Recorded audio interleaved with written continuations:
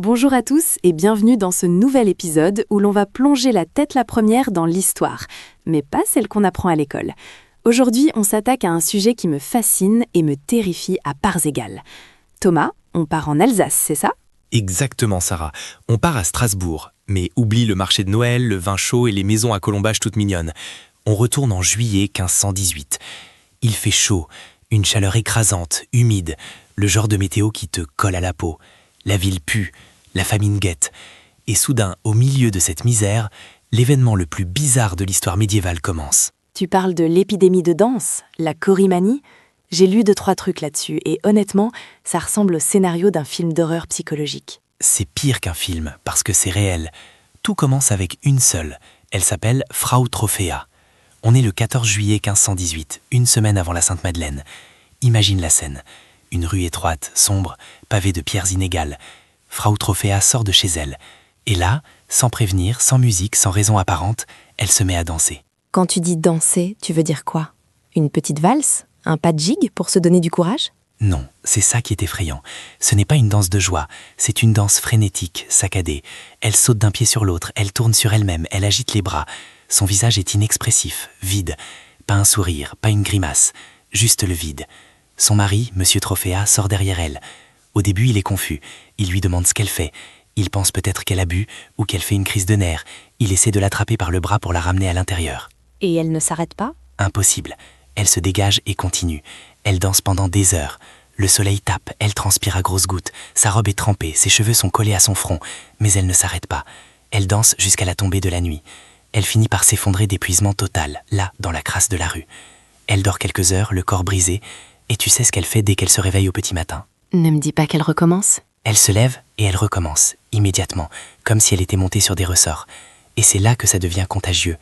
Au début, les voisins regardent. Ils sont choqués. Ils se moquent peut-être un peu ou ils ont pitié.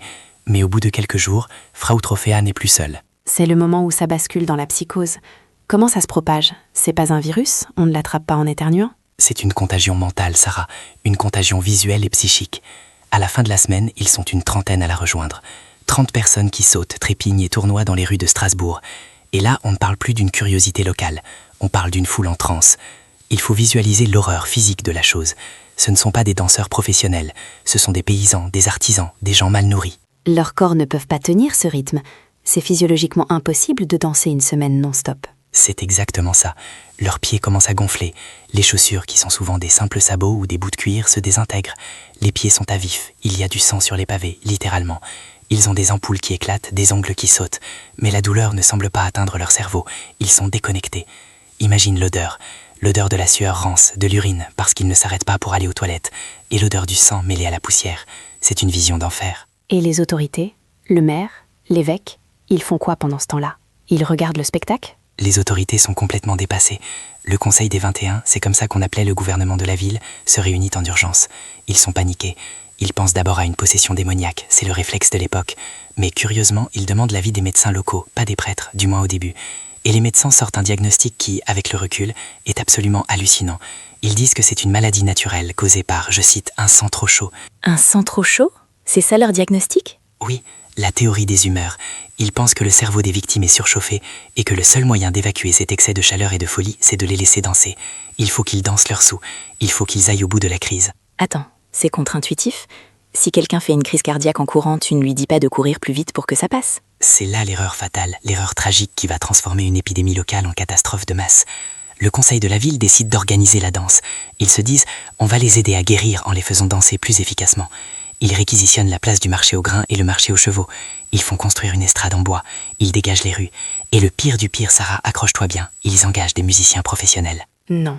Ils ont mis de la musique ? Ils ont payé des dizaines de joueurs de fifres, de tambours et de cornemuses pour accompagner les danseurs jour et nuit. L'idée, c'était de canaliser le rythme. Mais l'effet a été catastrophique. Imagine le bruit. Le rythme obsédant des tambours qui résonnent contre les façades des maisons. Boum, boum, boum. Au lieu de calmer les esprits, la musique agit comme un aimant. Ça a attiré d'autres gens, c'est évident. Si tu entends de la musique et que tu vois une foule, ton cerveau primitif a envie de rejoindre le groupe ? Exactement. C'est devenu une rave-party médiévale cauchemardesque. En août, on estime qu'ils étaient plus de 400. 400 personnes sur l'estrade et dans les rues adjacentes. Et là, la mort arrive. On ne parle plus juste de pieds en sang. Les cœurs lâchent, des gens s'effondrent, victimes d'infarctus massif, d'AVC ou simplement de déshydratation totale. Ils tombent raides morts au milieu de la piste et les autres continuent de danser autour des cadavres, en les piétinant parfois sans s'en rendre compte. C'est une image absolument grotesque. On a des chiffres sur le nombre de morts? Les chroniques de l'époque sont un peu floues. Certaines parlent de 15 morts par jour au pic de l'épidémie. Même si ce chiffre est exagéré, c'est une hécatombe. Et le plus terrifiant, c'est le visage des danseurs. Les témoins racontent qu'ils criaient, qu'ils imploraient de l'aide. Ils ne voulaient pas danser.